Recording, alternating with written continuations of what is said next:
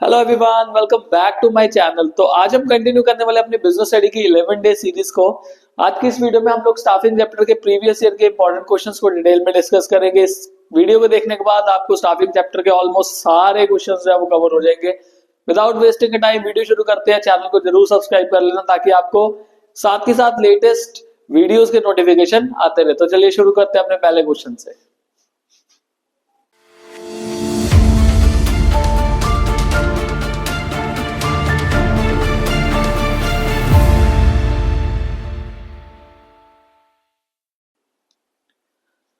हमारा पहला क्वेश्चन क्या है? Staffing not only helps in discovering and obtaining competent personnel for various jobs but also ensures some more benefits to the organization. State any four such benefits. तो staffing का basically मतलब क्या है? Staffing का अगर मैं एक लेमन लैंग्वेज में मतलब बताऊं, इसका मतलब है सही पर्सन को सही जगह पे सही टाइम पे जॉब पे लगाना। ये होता है स्टाफिंग का मतलब। कि देखो, हर ऑर्गेनाइजेशन को पर्सनल चाहिए काम करवाने के लिए, और काम करवाने के लिए जब बंदों को रखा जाता है तो उनके एक्सपीरियंस को देख के, उनके क्वालिफिकेशन को देख के, उनके वर्क एक्सपीरियंस को देख के काम पे रखा जाता है एंड उनको उस काम पे ही रखा जाता है जिस काम के लिए वो सुटेबल है। ये स्टाफिंग है बेसिकली। अब इसके बेनिफिट क्या होंगे? तो सबसे पहला है हमारा, it results in higher performance by putting right person on the right job. तो सही पर्सन को सही जगह पे लगा के आप हाई परफॉर्मेंस जो है वो एक्सपेक्ट कर सकते हो। इट्स लाइक कि जिसको मान लो सपोज सेल में एक्सपर्टीज है तो उस पर्सन को सेल में लगाओ, जिसको परचेजिंग में एक्सपर्टीज है उसको परचेजिंग में लगा दो, जिसको प्रोडक्शन में एक्सपर्टीज है उसको प्रोडक्शन में लगाओ। मतलब right person at a right place. This is the point. It ensures continuous survival and growth of the enterprise. देखो, कोई भी पर्सन ना लाइफ लॉन्ग नहीं जी सकता।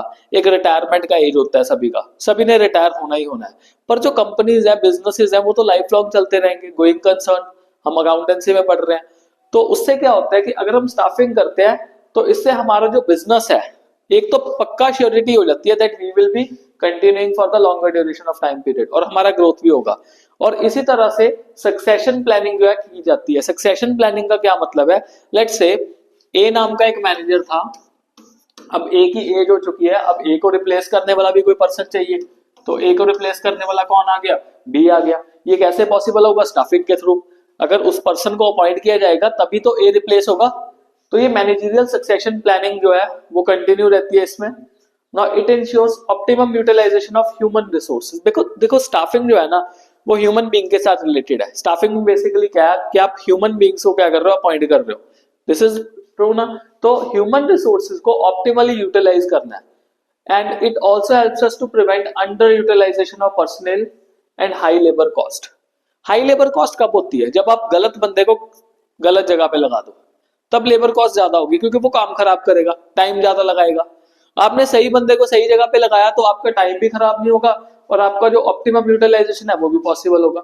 And more over it improves job satisfaction and morale of employees through objectives assessment and fair reward for their contribution. किस तरह से job satisfaction मिलता है? देखो यार, कोई भी बंदा अगर काम करता है ना, तो काम करने के टाइम पे उस बंदे को पैसे चाहिए होते हैं, ठीक है। जब पैसा मिलता है और अगर कोई पर्सन अच्छा काम करता है तो डेफिनेटली उसको अप्रेजल्स मिलते हैं, प्रमोशंस मिलते हैं, बोनसेस मिलते हैं, और भी काफी सारे एक्स्ट्रा बेनिफिट्स मिलते हैं। इससे उसको जॉब की करने की सेटिस्फेक्शन मिलती है। प्लस साथ ही साथ देखा जाए तो उनको उनका मोरल बूस्ट करने के लिए उनको ट्रेनिंग्स प्रोवाइड की जाती है। तो ये जो ट्रेनिंग है ना, ये भी किसका एस्पेक्ट हो गया? ये भी हमारा स्टाफिंग का एक एस्पेक्ट है। तो ये सारे के सारे बेनिफिट्स जो है वो स्टाफिंग के हैं। नेक्स्ट क्वेश्चन देखते हैं। Filling vacancies for various job position from within the organisation has many such benefits. State any four such benefits. जब भी ना विद इन द ऑर्गेनाइजेशन हम अपॉइंटमेंट्स करते हैं तो उसको कहा जाता है internal recruitment. It is called as internal recruitment. Internal recruitment का मतलब क्या है कि कंपनी में जो एग्जिस्टिंग एम्प्लॉइज काम कर रहे हैं, उन एग्जिस्टिंग एम्प्लॉइज से ही हम क्या करें, फर्दर किसी जॉब पोजीशन के लिए रिक्रूटमेंट कर लें। तो इसके बेनिफिट क्या है? इसका बेनिफिट है ये सिंप्लीफाई प्रोसेस है सिलेक्शन का और प्लेसमेंट का। ऐसा इसलिए बिकॉज कैंडिडेट को ऑर्गेनाइजेशन के बारे में पता है और ऑर्गेनाइजेशन को कैंडिडेट के बारे में पता है। जैसे अब स्कूल में मान लो सपोज एक टीचर है और उन टीचर को काफी साल हो गए, ओके, और स्कूल में वाइस प्रिंसिपल की पोस्ट जो थी वेकेंट हुई। अब वाइस प्रिंसिपल की पोस्ट वेकेंट हुई, वो टीचर काफी एक्सपीरियंस थे, उन टीचर को वाइस प्रिंसिपल के तौर पे अपॉइंट कर दिया गया। दैट मीन इंटरनल रिक्रूटमेंट हो गया। ऑर्गेनाइजेशन को भी अपने एम्प्लॉय का पता है और एम्प्लॉय को भी ऑर्गेनाइजेशन के बारे में पता है। एम्प्लॉय को ये पता है कि मेरे ऑर्गेनाइजेशन में क्या क्या चीजें चल रही है, और ऑर्गेनाइजेशन को ये पता है कि मेरे एम्प्लॉय की कैपेबिलिटीज क्या है। तो ये तो पहला पॉइंट हो गया। Now people recruited from within the organization do not need induction training. Now induction training का क्या मतलब होता है? Induction training basically means orientation. मतलब जैसे मान लो सपोज मैं किसी कंपनी में नया गया, अब मेरे को तो नहीं कंपनी का एनवायरनमेंट पता, मेरे को तो नहीं कंपनी में कौन कौन से लोग काम कर रहे हैं नहीं पता, मेरे को तो नहीं पता कंपनी में कौन सी चीज कहाँ पे पड़ी है, कंपनी में कौन सी जगह कहाँ पे है, कंपनी में इवन पानी पीने के लिए कहाँ पे जगह है। ओके, तो ये सारी चीजें जो है वो इंडक्शन ट्रेनिंग में जो है प्रोवाइड की जाती है। बट अगर मान लो पर्सन ही पुराना है जो ऑर्गेनाइजेशन में काफी टाइम से जुड़ा हुआ है, तो उसको ऐसी इंडक्शन ट्रेनिंग जो है प्रोवाइड करने की जरूरत नहीं है। और अगर इंडक्शन ट्रेनिंग प्रोवाइड नहीं की तो काफी कॉस्ट बच गई। Now it has the benefit of shifting workforce from surplus department to where there is shortage of staff. Internally देखा कि एक डिपार्टमेंट है, मान लो प्रोडक्शन डिपार्टमेंट में कुछ बंदे सरप्लस पड़े पड़े हुए थे, अब उनको क्या किया, जो परचेज डिपार्टमेंट है उसमें कम लोग थे तो परचेज डिपार्टमेंट में शिफ्ट कर दिया। ये होता है जी इंटरनली रिक्रूटमेंट करना। It motivates the employees to improve their performance and get a chance of promotion at higher level. यही बात देखो, अब टीचर ने काफी हार्ड वर्क किया, उनका हार्ड वर्क क्लियरली दिखा, उनके लीडरशिप दिखे, स्किल्स दिखे, एफिशिएंसी दिखी, उनके इनिशिएटिव्स दिखे, और इस वजह से eight the end of the day देखा जाए तो एम्प्लॉयज सभी सोचेंगे कि यार अगर इनको प्रमोशन मिल सकता है, why can't we get the promotion? Then it is a cheaper source of recruitment because जो कैंडिडेट्स हैं हमें एक्सटर्नल सोर्स से नहीं मंगाने, आउटसाइड सोर्स से नहीं मंगाने, हमारे कैंडिडेट्स हमारे पास ऑलरेडी एग्जिस्टिंग वर्कफोर्स में भरे हुए हैं। So this is our points of benefits of filling vacancies for various job position within the organisation, जिसको इंटरनल रिक्रूटमेंट भी कहा जाता है। नेक्स्ट वन MCQ है, the activities whose outcome not only improves the job performance but also helps individuals in the progress towards maturity and actualization of their potential capacity is known as, this is called as development. इसका answer है जी development. क्यों development है? Because मैं आपको अगर चारों point समझाऊं, training से तो एक स्किल सेट आएगा हमारे पास, फर्स्ट पॉइंट, तो ओवरऑल डेवलपमेंट की तो बात ही नहीं है। Education will help us to develop, indirectly help करेगा, बट देखा जाए तो एजुकेशन एक पार्ट बन जाएगा हमारा डेवलपमेंट का। बट अगर ओवरऑल अगर हम देखें मेच्योरिटी कैसे आएगी और एक्चुअलाइजेशन ऑफ पोटेंशियल कैपेसिटी, तो वो डेवलपमेंट या परफॉर्मेंस अप्रेजल का मतलब होता है कि आपने जो काम किया उस काम को चेक किया जाएगा एंड उसके हिसाब से आपको अप्रेजल मिलेगा। अप्रेजल मतलब आपका पे स्केल बढ़ सकता है, अगर काम नहीं किया तो ले ऑफ भी हो सकता है। तो that is the thing. Performance appraisal already पहले ही बता दिया जाता है कि आपने क्या काम करना है, उस हिसाब से आपका काम देखा जाएगा। Next question, identify and explain the following. The job oriented process that increases knowledge and skills and enables the employee to do the job better. Skill बढ़ाना, नॉलेज बढ़ाना, तो वो किससे पॉसिबल है? ट्रेनिंग से। जैसे हर ऑर्गेनाइजेशन में ट्रेनिंग चलती रहती है। टीचर्स की बात करें तो टीचर्स का रेगुलरली ट्रेनिंग चलता है। सीबीएसई ने तो कह दिया कि टीचर्स का जो ट्रेनिंग है वो रेगुलरली होना ही होना चाहिए, जो कि एक बहुत ही अच्छा इनिशिएटिव है मेरे हिसाब से, क्योंकि उससे क्या होता है हम अपडेटेड रहते हैं, काफी सारी ऐसी चीजें पता लगती रहती है जो सीबीएसई ऑन रेगुलर बेसिस हमें प्रोवाइड करता है। तो ट्रेनिंग का मतलब क्या है? It is the process by which aptitudes का मतलब क्या होता है कि आगे सीखने की जो हमारी इच्छा, आगे सीखने की जो हमारी कैपेसिटी है, वो skills and abilities of the employees to perform specific jobs are increased. आप किसी चीज के लिए ट्रेनिंग करते हो ना, तो आपकी कैपेबिलिटी ऑटोमेटिकली इंक्रीज होती रहती है। मान लो सपोज आपने वर्कआउट स्टार्ट किया, बॉयज के लिए टिप है, बॉयज ने वर्कआउट स्टार्ट किया, पहले दिन जाओगे बिल्कुल नए हो, न्यू कमर हो, तो पहले दिन जाओगे क्या होगा? बहुत ही ज्यादा मुश्किल होगा। फिर धीरे धीरे धीरे धीरे ट्रेनिंग करते रहोगे, ग्रेजुअली क्या होता रहेगा? आपका फिजिक्स भी बनना शुरू होगा and eight the end of the day आपकी लिफ्टिंग कैपेसिटी बढ़ जाएगी। तो ट्रेनिंग आपके स्किल को एनहांस करती है। वो आप किसी भी चीज को देख कर, चाहे आप स्पोर्ट्स में चले जाओ, चाहे आप किसी फिजिकल एक्टिविटी की बात करो, चाहे आप किसी स्किल को एक्वायर करो, तो रेगुलर ट्रेनिंग से आप क्या कर सकते हो, अपने स्किल्स को शार्प कर सकते हो, and it helps them to prepare for any intended job. Whereas development हमने previous question में पढ़ा, it refers to the learning opportunity designed to help employees grow. तो इसका मतलब सिर्फ ये नहीं है कि हाँ आपने सिर्फ एक स्किल को एक्वायर किया, ये एक ना नैरो प्रोसेस है। Whereas डेवलपमेंट जो है ब्रॉडर एस्पेक्ट से की जाती है, ये हमारी सिर्फ जॉब परफॉर्मेंस इंप्रूव नहीं करता, बट ओवरऑल हमारी जो पर्सनैलिटी है उसको ग्रोथ करता है।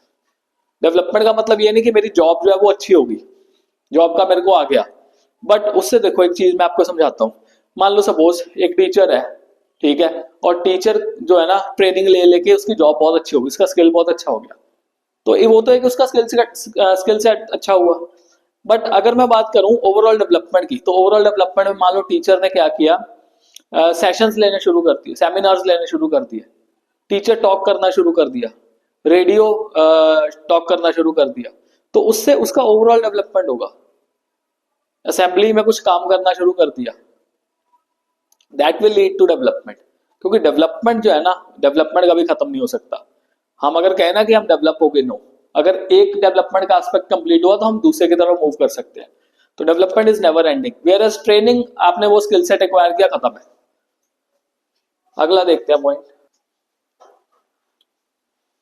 हमारा नेक्स्ट क्वेश्चन है, identify the process of choosing the best person from among the pool of prospective candidates, state the first step in the process identify. तो प्रोसेस तो क्या है हमारा, सिलेक्शन का प्रोसेस है। सिलेक्शन में जो पहला पॉइंट होता है वो क्या होता है, प्रीलिमिनरी स्क्रीनिंग का पॉइंट होता है। प्रीलिमिनरी स्क्रीनिंग से क्या होता है कि मैनेजर को पहले ही हेल्प मिल जाती है वो अनक्वालिफाइड बंदों को, और जो बंदे अनफिट है, जॉब लेने के लिए तो काफी सारे लोग आए होंगे, हमने तो वो कैंडिडेट को जॉब पे रखना है ना जो सुटेबल कैंडिडेट हो, बेस्ट कैंडिडेट हो। तो बेस्ट कैंडिडेट को जॉब पे रखते हुए हमने क्या करना है, जो बाकी के लोग हैं उनके एप्लीकेशंस को रिजेक्ट कर देना। So preliminary interviews help reject misfits for reasons which did not appear in the application forms. काम कोई था बट एप्लीकेशन कोई और आ गए, तो उस हिसाब से जैसे मान लो सपोज जॉब की रिक्वायरमेंट थी मैथ्स की, अप्लाई कर दिया बायो के टीचर ने, मैथ्स पढ़ा देंगे, तो मिसफिट्स जो है पहले से क्या कर दो, खत्म कर दो। In all cases, including highly specialized job where the choice is very narrow, the process identified in above serves two important purposes. State these purposes. तो देखो प्रोसेस ऑफ सिलेक्शन के ना दो इंपॉर्टेंट पर्पस जो है वो होते हैं। पहला तो ये है कि जो ऑर्गेनाइजेशन है उनको बेस्ट बंदा मिले। जितने भी लोग आए हैं रिक्रूटमेंट प्रोसेस के थ्रू, जितने भी बंदे आए उसके बाद उनका सिलेक्शन टेस्ट चलता है, प्रोसेस चलता है पूरा का पूरा, तो उसमें से उनको बेस्ट बंदा चाहिए। तभी वो प्रीलिमिनरी स्क्रीनिंग में जितने भी मिसफिट्स थे, जितने भी अनफिट लोग थे, उनको क्या कर देते हैं, पहले रिमूव कर देते हैं। और दूसरा जो पर्पस है वो क्या है कि ऑर्गेनाइजेशन जो है अपने काम के लिए बहुत ही ज्यादा सीरियस है, वो बताना चाहती है कि हमें अननेसेसरी जो लोग हैं, हमें जो मिसफिट लोग हैं वो नहीं चाहिए, हमें ऐसे लोग चाहिए जो एक्चुअल में वो काम को कंप्लीट कर सकते हैं। So it enhances self-esteem and prestige of those selected and conveys to them seriousness with which the things are done in the organization. तो organization अपनी seriousness को बताना इसमें चाहती है। अगला question, the method of training in which actual work environment is created in a classroom and employees use the same materials, files and equipments that are required to be used by them in their day-to-day working is, it's called vestibule training. इसको हम vestibule training का नाम देते हैं, इसको off the job training भी कहा जाता है।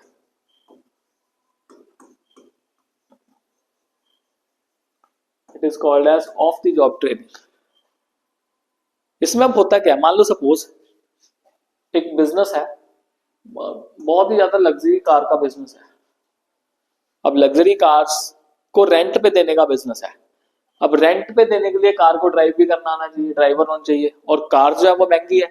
अब महंगी कार्स हैं, इसकी वजह से क्या है, जो ड्राइवर्स हैं वो स्पेशलाइज चाहिए, तो ड्राइवर्स को पहले क्या दिया जाएगा, ट्रेनिंग दी जाएगी। मतलब उस जगह पे ट्रेनिंग नहीं दी जाएगी जहां पे वो काम चल रहा है, उससे अलग जाके ट्रेनिंग रूम्स जो है वो अलग से बने होंगे। तो that is what is called as off the job training. तो vestibule training is the answer.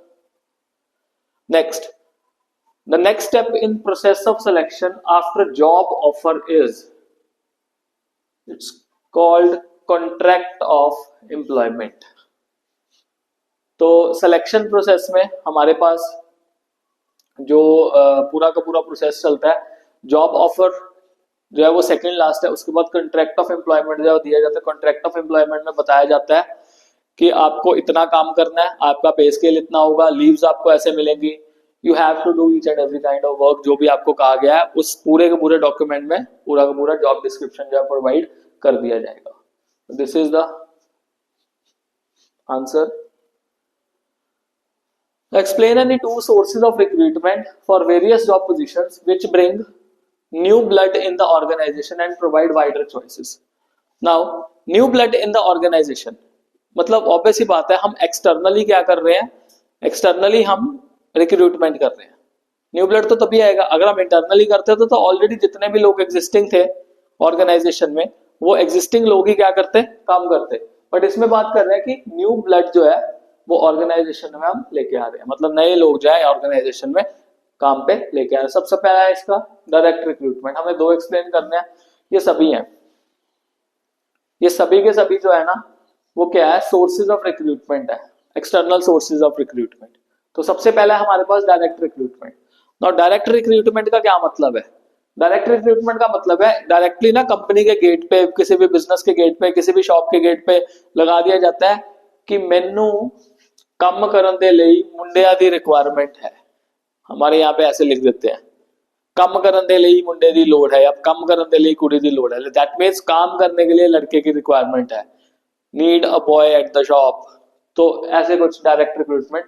Casual callers, अब कई बार क्या होता है ना, कई सारे लोग जो है वो क्या करते हैं अपने जो रिज्यूमे है, अपने जो जॉब एप्लीकेशंस है वो दफ्तर में दे जाते हैं। अब कंपनीज क्या करती हैं, ऑर्गेनाइजेशंस क्या करती हैं, उसकी फाइल बना के रखती रहती हैं। अब जब फाइल बनाती है, जब भी उनको मान लो लगता है कि हाँ यार अब काम के लिए बंदे की रिक्वायरमेंट है, तो वो क्या करते हैं, वो लोग उनको कॉल करते हैं एंड देन अपॉइंट कर लेते हैं। देन एडवर्टीजमेंट, अलग अलग सोर्सेज से एडवर्टीजमेंट प्रोवाइड की जाती है। अब कैसे एडवर्टीजमेंट प्रोवाइड की जाती है, जैसे न्यूज़पेपर के थ्रू एडवर्टीजमेंट दे दिया या फिर जर्नल्स के थ्रू एडवर्टीजमेंट दे दिया। तो एडवर्टाइजमेंट में अगर हम बात करें तो जो लोअर स्केल के वर्क है उसके लिए भी और जो हाईली स्किल्ड वर्क है उसके लिए भी एडवर्टीजमेंट दिया जाता है उनके प्रॉपर जर्नल्स में। ना एम्प्लॉयमेंट एक्सचेंज, अब एम्प्लॉयमेंट एक्सचेंज जो गवर्नमेंट चलाती है, गवर्नमेंट मिडल मैन की तरह एक्ट करती है।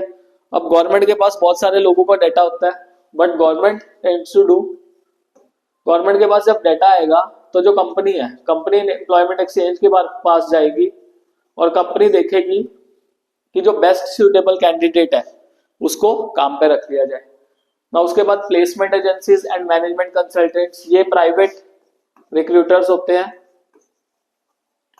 अब ये प्लेसमेंट एजेंसीज और मैनेजमेंट कंसल्टेंट क्या करती हैं, basically placement agencies nation wide देखा जाए डिमांड सप्लाई मैनेज करती हैं वर्कफोर्स की, ओके, और ये कंपनीज के साथ लिंक करती हैं। जितना भी कंपनी को जो एक वर्कफोर्स है रिक्वायर्ड होती है, कंपनी को वो वर्कफोर्स प्रोवाइड कर देती है। और मैनेजमेंट कंसल्टेंट्स जो है वो मिडल और जो टॉप लेवल के मैनेजर्स हैं उसके अपॉइंटमेंट के लिए हेल्प करती है। कैंपस रिक्रूटमेंट का क्या मतलब, जब आप लोग पढ़ाई इतनी पूरी कर लोगे तो वहां पे कैंपस में बहुत सारे इंटरव्यू लेने के लिए आते हैं। 3 इडियट्स का एक प्राइम सीन याद होगा, जब राजू जी से पूछते हैं, 3 इडियट्स में देखा होगा, तो वैसे ही कैंपस रिक्रूटमेंट चलता है। तो उसे कहते हैं ना सैलरी कितने लोगे भाई। तो इसमें अब क्या होता है, काफी सारी कंपनीज जो है वो अलग अलग कॉलेजेस में आएंगी और कैंपस के थ्रू प्लेसमेंट हो जाएगा कंपनी में। जो बच्चा जो है बहुत ही अच्छा काम करता है, अपने मतलब पढ़ाई अच्छी करता है, नंबर अच्छे ले रहा है, उसको देखने को लगता है इंटरव्यूअर को इसका स्किल सेट अच्छा है, तो कैंपस से उठा के रिक्रूट हो जाते हैं। नो रिकमेंडेशन ऑफ एम्प्लॉइज, जो एग्जिस्टिंग एम्प्लॉइज है, कंपनी के जो लोग हैं, ओनर लोग हैं, वो क्या करते हैं, वो अपने एग्जिस्टिंग एम्प्लॉइज को कहेंगे कि देखो तुम्हारे पास कोई अगर वर्कर है, तुम्हारे नोन में, तुम्हारा कोई फ्रेंड है, तुम्हारे कोई रिलेटिव है, we definitely want him or her to get appointed at this particular job. Because अब रिकमेंडेशन ऑफ एम्प्लॉइज का बेनिफिट क्या है, क्योंकि जो ऑलरेडी एग्जिस्टिंग बंदा काम कर रहा है कंपनी में उसके बारे में तो पता है, और अगर उसके बारे में पता है तो अल्टीमेटली जिस बंदे का वो रिकमेंडेशन दे रहा है तो बाय डिफॉल्ट उसके बारे में थोड़ी बहुत ही नॉलेज हो जाएगी। जैसे मान लो सपोज मैं किसी कंपनी में काम कर रहा हूँ, ओके, और कंपनी मेरे से पूछते हैं कि आपके कोई फ्रेंड है, कोई रिलेटिव है जो इस जॉब के लिए सुटेबल है। तो आई विल सजेस्ट किया मेरा एक बेस्ट फ्रेंड है, वो इस जॉब के लिए बहुत ज्यादा सुटेबल है, आप उसको अपॉइंट कर सकते हो। बंदा अच्छा है, काम अच्छा करता है, कोई कोई नखरे नहीं है खास उसके, आपको रिजल्ट अच्छा देगा। तो बहुत ही इजी वे है। लेबर कॉन्ट्रैक्टर्स, यूजुअली विलेजेस में क्या होता है, काफी सारे लेबर के लोग जो होते हैं ना, वो लेबर कॉन्ट्रैक्टर के पास कहते हैं कि हमें काम चाहिए, तो लेबर कॉन्ट्रैक्टर को काफी सारे लोग पता होते हैं। अब कंपनीज लेबर कॉन्ट्रैक्टर्स के पास जाएंगी, लेबर कॉन्ट्रैक्टर्स को जाके कहेंगे कि हाँ भाई कोई बंदा है खाली काम के लिए। तो फैक्ट्री में अगर किसी भी तरह की लेबर की रिक्वायरमेंट होगी तो वो लेबर कॉन्ट्रैक्टर से हम क्या कर सकते हैं, पर्सन का पता कर सकते हैं। Then advertisement on television, TV पे दिखा दो एडवर्टीजमेंट कि इस कंपनी में इस इतने बंदों की रिक्वायरमेंट है। नाउ वेब पब्लिशिंग, काफी सारी वेबसाइट्स हैं जैसे monster.com हो गया, naukri.com हो गया, ऐसी ऐसी वेबसाइट्स हैं जिससे हम वेब पब्लिशिंग कर सकते हैं। और आजकल तो देखो एक और है लिंक्डइन, ये भी एक वेब पब्लिशिंग का सोर्स है। इससे भी आप क्या कर सकते हो, पता कर सकते हो कि कहाँ पे जॉब की रिक्वायरमेंट है और कौन बंदा जो है जॉब चाहता है। These are the sources. आप कोई भी दो इसमें से एक्सप्लेन कर सकते हो। दो के बारे में पूछा गया, मैंने आपको सारे के सारे बता दिए। जरूरी नहीं जो किताब में लैंग्वेज लिखा है आपने वही लैंग्वेज लिखनी है। अगर आपकी लैंग्वेज कनेक्ट करती है आपके पॉइंट से तो डेफिनेटली आपको नंबर मिलेंगे। ये सीबीएसई के इंस्ट्रक्शंस में लिखा होता है। Next question, state the first 4 steps involved in the process of choosing the best candidate out of a number of prospective candidates for a job। तो पहले 4 स्टेप्स क्या है सिलेक्शन प्रोसेस में। सबसे पहला है प्रीलिमिनरी स्क्रीनिंग। अब ये प्रीलिमिनरी स्क्रीनिंग क्या होता है, प्रीलिमिनरी स्क्रीनिंग में क्या किया जाता है, तो जितने भी मिसफिट लोग हैं उनको निकाल दिया जाता है पहले। अब रिक्रूटमेंट होने के लिए काफी सारे लोगों ने अपने जॉब एप्लीकेशन जो है वो प्रोवाइड किए होते हैं। अब इतने सारे जॉब एप्लीकेशन जब प्रोवाइड किया लोगों ने, तो उसमें से कई लोग ऐसे भी होंगे जिन्होंने अपनी गलत इंफॉर्मेशन दी होगी एप्लीकेशन फॉर्म में। तो जो फॉर्म में दिया है एक्चुअल में दिख तो जाता ही है वो पर्सन कैसा है। तो प्रीलिमिनरी स्क्रीनिंग में वैसे लोग हटा दिए जाते हैं। उसके बाद बहुत सारे सिलेक्शन टेस्ट होते हैं, अलग अलग तरह के सिलेक्शन टेस्ट है। यूजुअली सिलेक्शन टेस्ट जो होता है रिटन फॉर्मेट में होते हैं। अब जब रिटन फॉर्मेट में सिलेक्शन टेस्ट होंगे तो उसके बाद उनका जो एप्टीट्यूड है, इंटेलिजेंस है, वो टेस्ट किया जाएगा। जैसे आईक्यू टेस्ट हो गया, उसके बाद एप्टीट्यूड टेस्ट है, या फिर हम कहीं ट्रेड टेस्ट है, इंटरेस्ट टेस्ट है, पर्सनैलिटी टेस्ट है। बहुत सारे टेस्ट होते हैं जिससे अलग अलग तरीके से एक कैंडिडेट की पर्सनैलिटी के बारे में पता लगता है। देन जो नेक्स्ट स्टेप है वो है एम्प्लॉयमेंट इंटरव्यू। उसके बाद फर्दर क्या होता है, फर्दर एम्प्लॉयमेंट इंटरव्यू। देखो जितना भी रिटन टेस्ट मर्जी हो ले, अल्टीमेटली जो एक पर्सन है उसकी एक्चुअल क्वालिटी के बारे में तब पता लगता है जब उससे बात की जाती है। जब आप उससे बात करोगे तभी जाके एप्लीकेंट के बारे में पता लगेगा कि हाँ ये एक्चुअल में सूटेबल है जॉब के लिए या नहीं है। बिकॉज बात करने से ज्यादा आइडिया हो जाएगा। जो सामने पैनल बैठा होगा इंटरव्यू कंडक्ट करने वाला, वो इंटरव्यू कंडक्ट करने वाला पैनल बहुत ही स्मार्ट होगा। कई बार तो क्या किया जाता है, इंटरव्यू कंडक्ट करने वाले पैनल को बाहर से बुलाया जाता है, स्पेशलाइज लोग होते हैं और उन स्पेशलाइज लोगों को कहा जाता है yes you have to take the interview and then हमें जो बेस्ट पॉसिबल पर्सन है वो ढूंढ के दो। उसके बाद रेफरेंसेस एंड बैकग्राउंड चेक। अब जब भी कोई पर्सन जो है अपना रिज्यूमे देता है तो रिज्यूमे में कुछ ना कुछ रेफरेंसेस जो है वो देता है। रेफरेंसेस में क्या होता है कि उस बंदे ने मान लो सपोज अपने रिज्यूमे में लिखा कि मैंने यहाँ पे जॉब किया, इतने साल जॉब किया, मेरा ये एक्सपीरियंस है, और रेफरेंस में मान लो उस जगह का जो एम्प्लॉयर है उसका नाम दे दिया। अब एम्प्लॉयर ने से उसके बारे में पूछा कि उसका बैकग्राउंड क्या है, उसका बिहेवियर कैसा है ऑर्गेनाइजेशन में। अगर तो ठीक है जी, बिहेवियर अच्छा होता है, वेरीफाई हो जाता है, फिर तो उसको जॉब पे रख लिया जाएगा।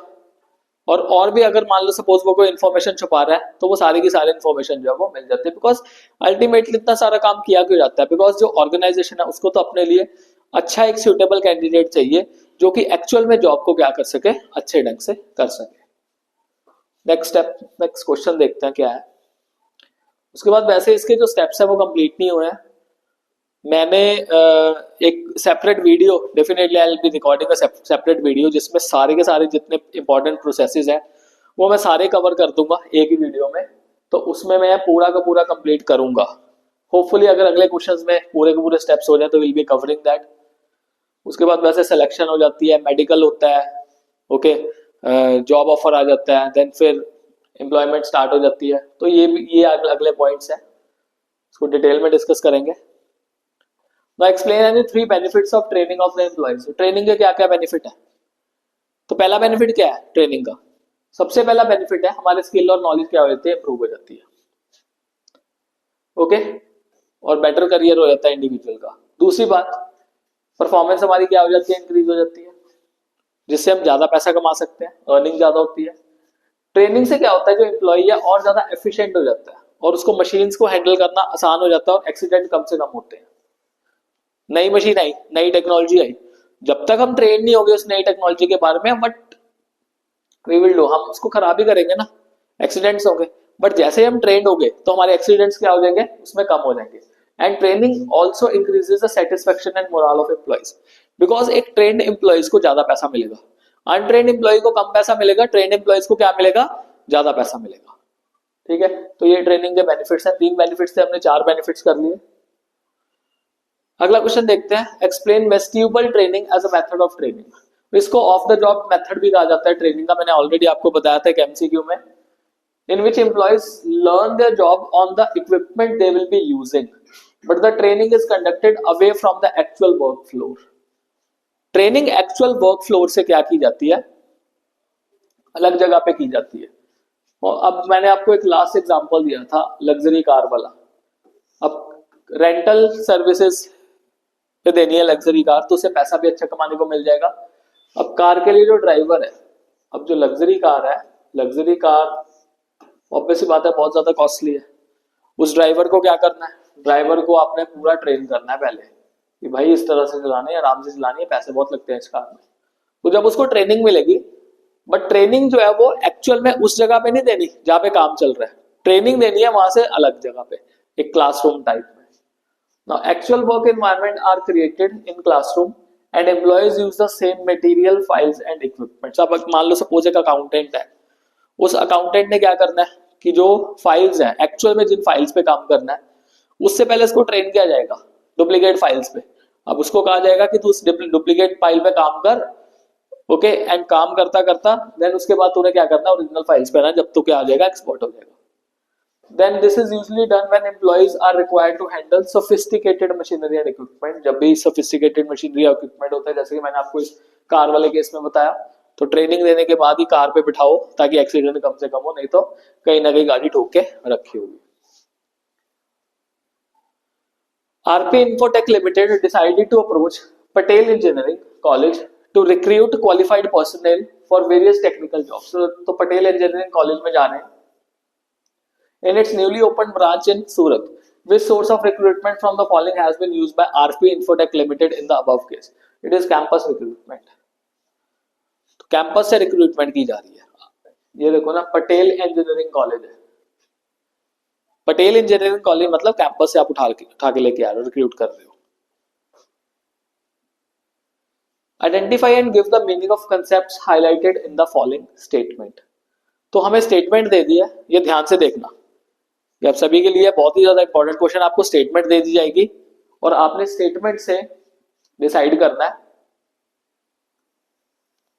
तो पहला है the process of finding possible candidates for a job, recruitment.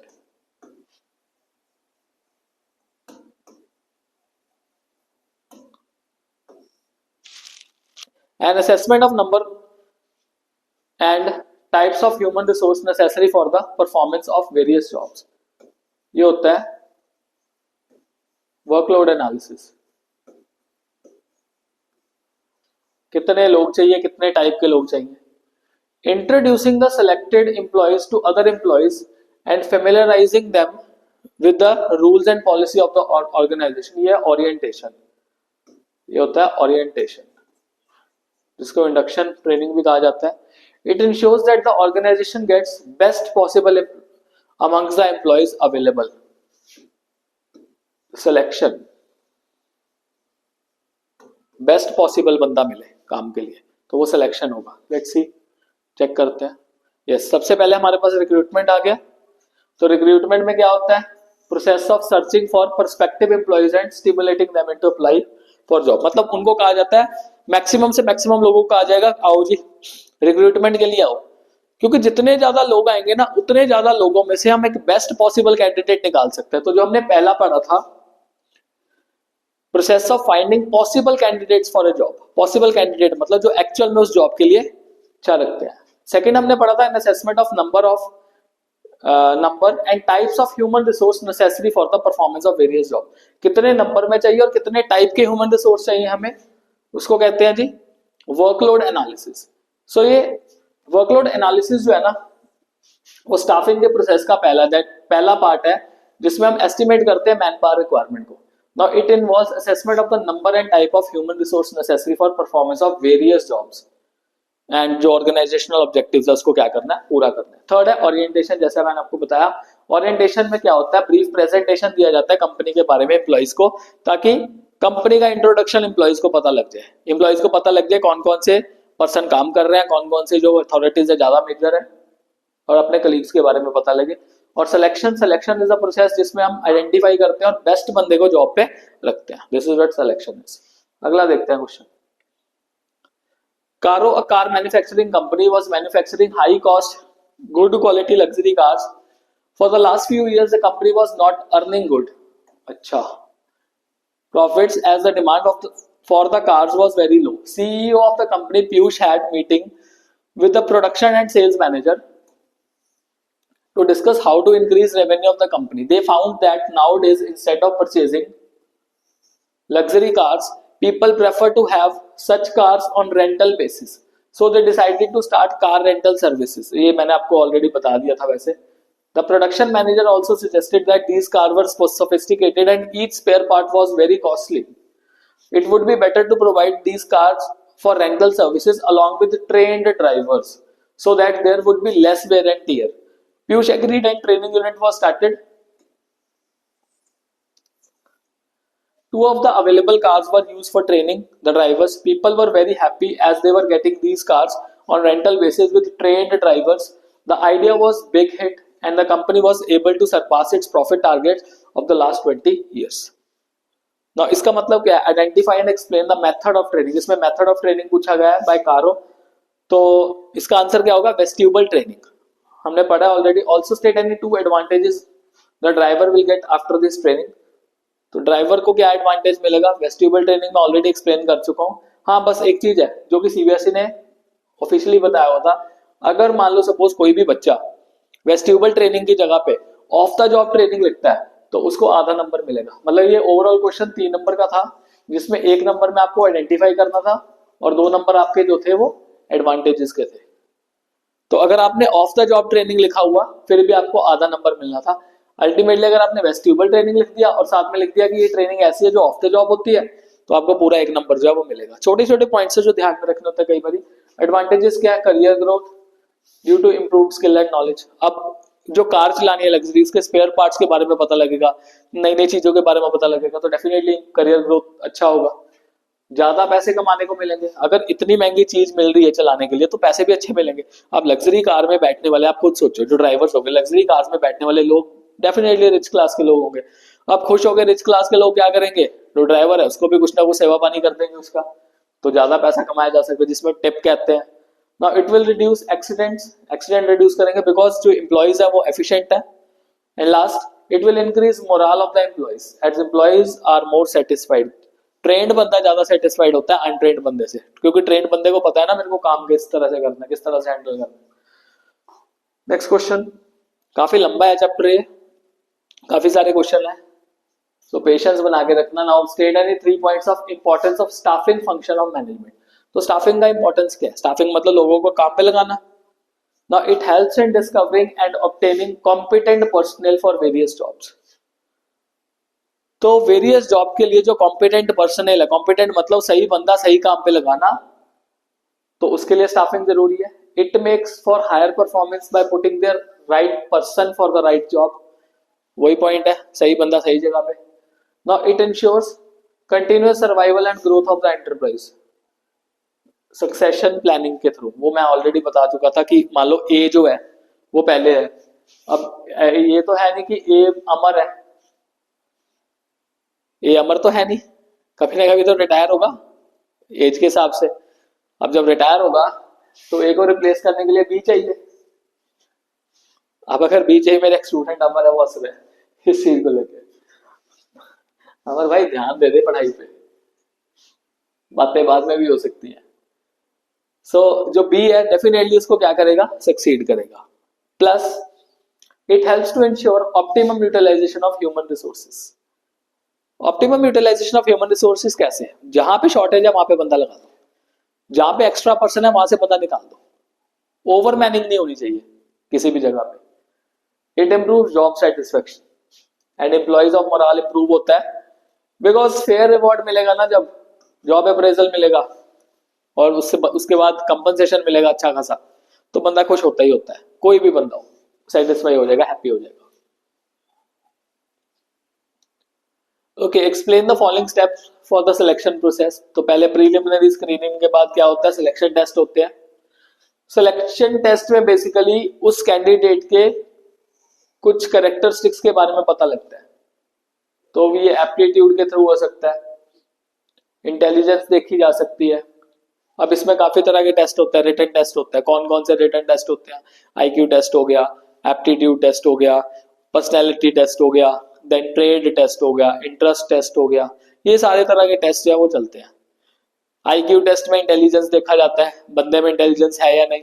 Aptitude में ये देखा जाएगा कि उस पर्सन का जो है वो अगले नए स्किल सीखने में कितना इंटरेस्टेड है, वो ग्रोथ ओरिएंटेड कितना है, ये किस में देखा जाता है, ये एप्टीट्यूड टेस्ट में देखा जाता है। उसके बाद तीसरा मैंने बताया था पर्सनैलिटी टेस्ट।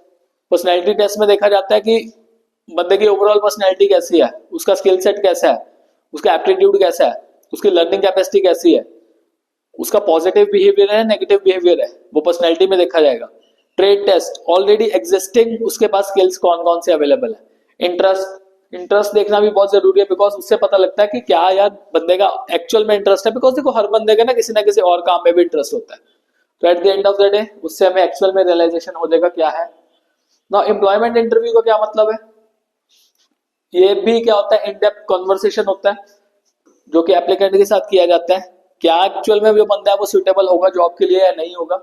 इंटरव्यू ये देखता है कि जो उसने ना रिज्यूमे में इंफॉर्मेशन प्रोवाइड की है, जो बात कर रहा है उसे सुटेबल लगता है या नहीं, ये चीज जो है वो देखी जाती है इससे। होपफुली आपको ये पॉइंट क्लियर हो गए हो। नेक्स्ट वन देखते हैं, the rapid changes having taken place in the society have created pressure on organization to readapt its products, type of jobs required and type of skill necessary to complete these jobs. To keep up pace with the rapid changes in the business environment, Suzon Cars, a company manufacturing automobiles for the last 30 years, decided to start manufacturing electronic cars with artificial intelligence. Okay. With the introduction of AI, the company had to improve the knowledge and skill of its employees. Okay, training देनी पड़ेगी. They wanted that all their employees improve their performance on the current job की performance improve करनी and prepared for any intended job in future. Okay, this way they would not only be able to increase their knowledge and skill, but would also improve their performance. By doing this, organization too would get various benefits. Now, identify the concept discussed above, which would help employees to do the job in a better way using AI. तो training है, तो अपने skill set को increase करना, knowledge and skill set, ये देखो improve the knowledge and skill set training से होगा। State any 5 benefits of the concept identified. तो बेनिफिट्स क्या है, ट्रेनिंग से सिस्टमैटिक लर्निंग होगी, हिट एंड ट्रायल मेथड से तो बेटर है ना कि ट्रेनिंग कर दो, ट्रेनिंग करके बंदे को पता तो लग जाएगा ना कि किस तरह से काम करना है, किस तरह से मशीन को चलाना है, किस तरह से वर्क को करना है, वेस्टेज कम होगा उससे, एम्प्लॉय की प्रोडक्टिविटी बढ़ेगी। ट्रेन एम्प्लॉय ज्यादा बेटर काम करेगा ट्रेन बंदे से, क्योंकि ट्रेन को पता है मेरा काम क्या है। ओके, अगर मान लो सपोज किसी ने माइक्रोसॉफ्ट एक्सेल पे काम करना है, माइक्रोसॉफ्ट एक्सेल पे काम करने के लिए जो ट्रेंड बंदा है, कंप्यूटर वाला बंदा है, उसको कहो आप एक्सेल पे अच्छे से काम करे। मेरे जैसे को बिठा दिया ना, मेरे को एक्सेल के फॉर्मूले समझ में लगेंगे ना कुछ होगा, isn't it? Now it equip the future manager who can take over in case of emergency. तो ट्रेनिंग से ना फ्यूचर मैनेजर्स क्रिएट होता है, वो सक्सेशन वाला प्लान फिर से आ गया दिमाग में कि कोई ना कोई बंदा तो इतना ट्रेंड हो जाएगा ना, तो वो फ्यूचर में काम कर सकता है। Now it increases employee morale and reduces absenteeism and employee turnover.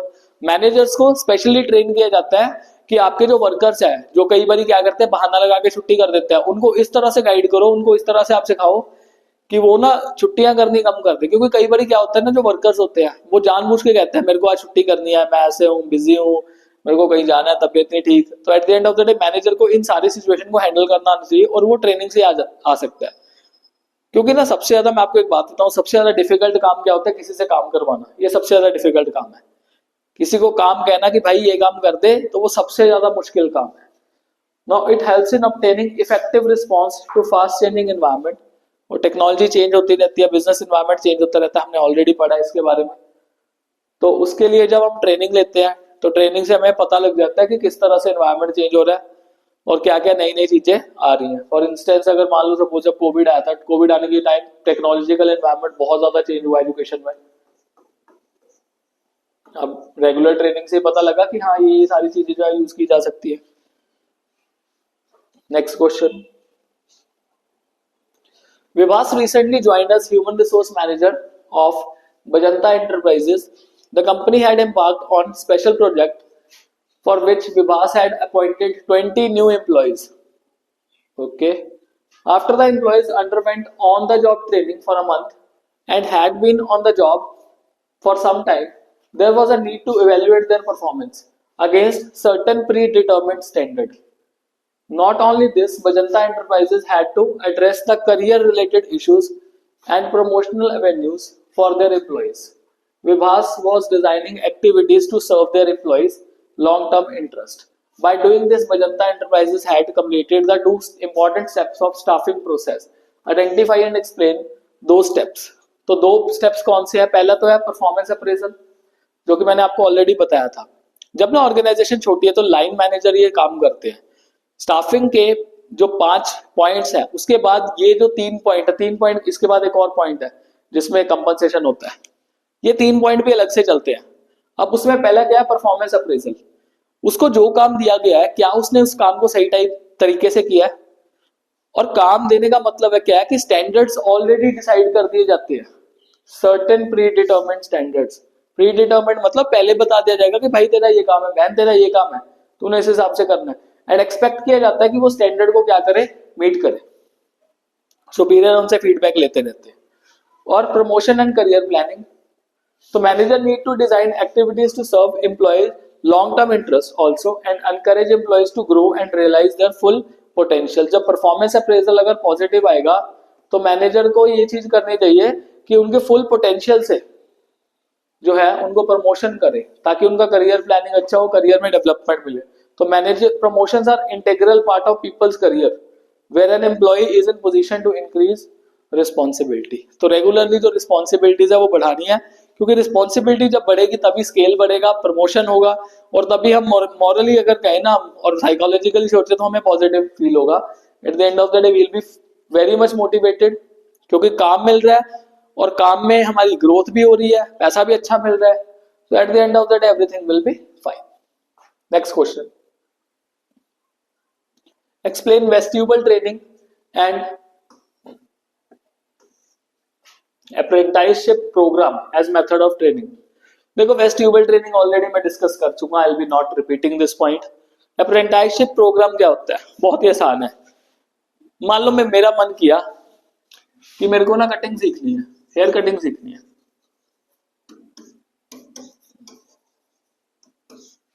अब हेयर कटिंग सीखने के लिए मैं सैलून में लग गया। तो सैलून में जो मास्टर होगा, जॉब मास्टर है, जो कि मेजर होगा, मैं उसको ऑब्जर्व करता रहूंगा, मैं उसको देखता रहूंगा कि किस तरह से कटिंग कर रहा है, किस तरह से बियर्ड कर रहा है।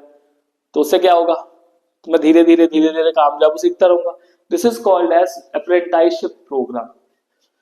तो जॉब मास्टर के को मैं देखूंगा, जॉब मास्टर को देखने के बाद कि वो कैसे काम कर रहा है, तो मैं उस हिसाब से अपना काम जो सीखूंगा।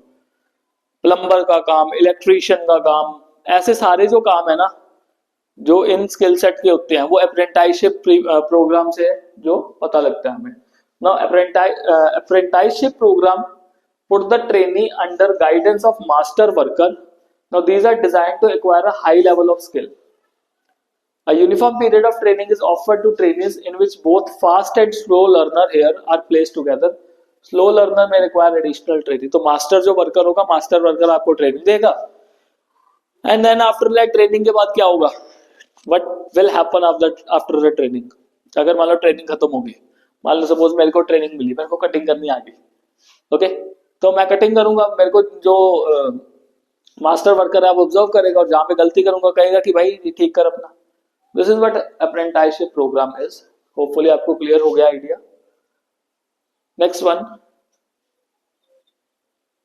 okay, the selection tests which are used to measure individuals potential for learning new skills are called aptitude test. aptitude test में basically देखा जाता है उनकी new skills को कि वो कितना new skills है वो learn कर सकते हैं.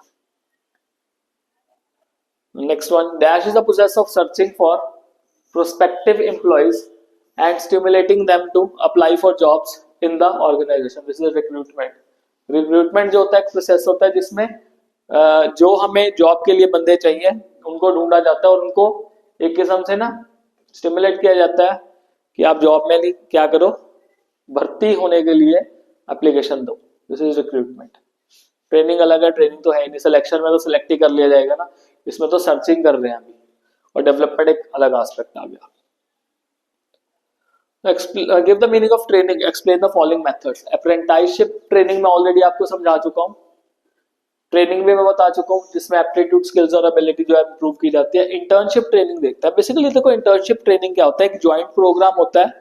ज्वाइंट प्रोग्राम ट्रेनिंग का होता है किस किस के बीच में होता है, between educational institutions and business firm corporates. Okay, कोई भी पर्सन मान लो सपोज जो पढ़ाई करके अपनी पढ़ाई कंप्लीट कर चुका है, मतलब थ्योरेटिकल वर्क कंप्लीट कर चुका है, कंपनीज का कॉलेज के साथ टाई अप होगा. ऐसा प्रोग्राम होगा कि कंपनीज जो होगी, जो भी बच्चे होंगे जो पढ़े होंगे जिनके पास थ्योरेटिकल नॉलेज होगी, उनको प्रैक्टिकल नॉलेज प्रोवाइड करने के लिए क्या बना दिया जाएगा, इंटर्न बना दिया जाएगा. मतलब कंपनी में लेके जाएंगे, फील्ड में लेके जाएंगे, प्रैक्टिकल वर्क उनसे कराएंगे, और प्रैक्टिकल वर्क जब बंदा करेगा तो डेफिनेटली उसका स्किल सेट बढ़ेगा. बिकॉज देखो किताबों से आप ज्यादा नहीं सीख सकते, आपको अगर प्रैक्टिकली सीखना है तो आपको वो चीज करनी पड़ेगी. मैं आपको जितना मर्जी ये चीज करा लूं, जब तक आप उस ऑर्गेनाइजेशन का फील नहीं करोगे तब तक आप रिलेट नहीं कर पाओगे उस चीज को कभी भी. और तभी कहा जाता है कि अगर बिजनेस स्टडी पढ़ना है ना, या फिर अकाउंट्स पढ़ना है, तो उसके लिए अकाउंट्स पढ़ने के लिए तो दुकानदार बन जाओ, और बिजनेस पढ़ने के लिए ओनर बन जाओ.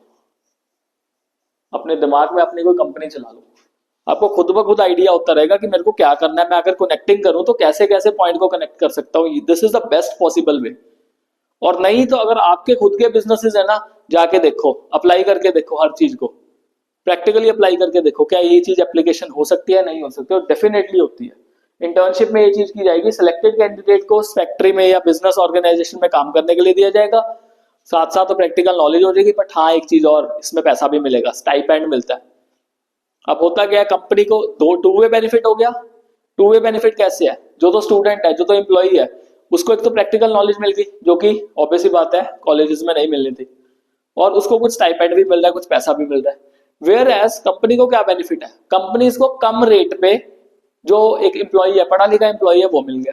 तो दोनों का बेनिफिट जो हो जाएगा रेगुलर स्टडी के साथ साथ. Now Fab was a garment manufacturing company known for its high quality fashionable clothing. They had been in the fashion clothing business for the last 23 years. The company was earning enough profit and the demand for their fashionable clothing was rising tremendously. The company was expanding and need to hire new talent to meet the growing demand. They followed a comprehensive process to ensure that they brought in the best candidates. The process began with a first round evaluation of applications. The human resource team carefully reviewed each candidate qualifications, experience and suitability for the available position. It eliminated unqualified or unfit job seekers based on information supplied in the application form. मतलब preliminary screening कर दी है. 21 candidates who met the basic requirement. The shortlisted candidates were then asked to take a series of tests that attempted to measure certain characteristics of individual ranging from manual dexterity to intelligence to personality. Now these tests, मतलब इसमें selection test आ गया, These tests included assessment of their sewing skills, attention to details, and knowledge of garment manufacturing processes. 15 candidates who performed well in the test were invited for a formal in-depth conversation, जो कि interview के बारे में बात कर रहे हैं, with the senior staff from the design team. Thereafter, 10 candidates were found suitable for the job position available.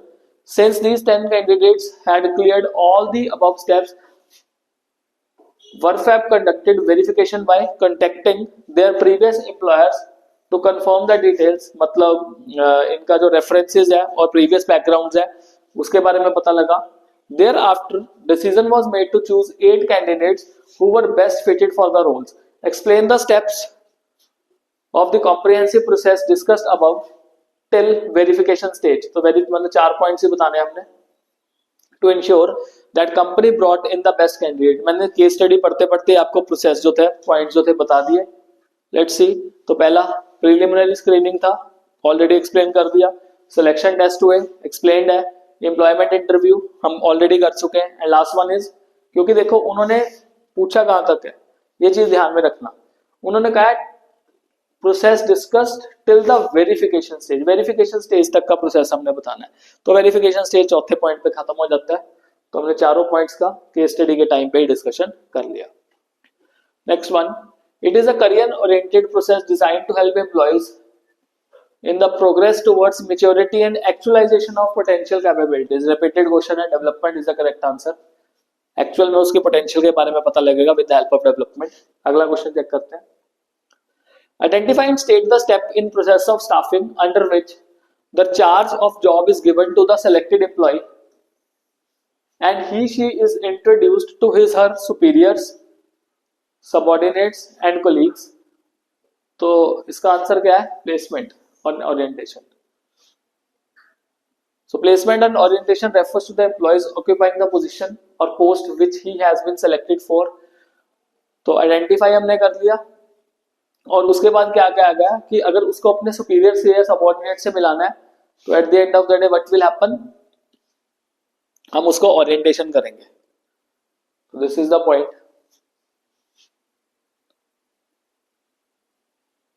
Next question देखते हैं.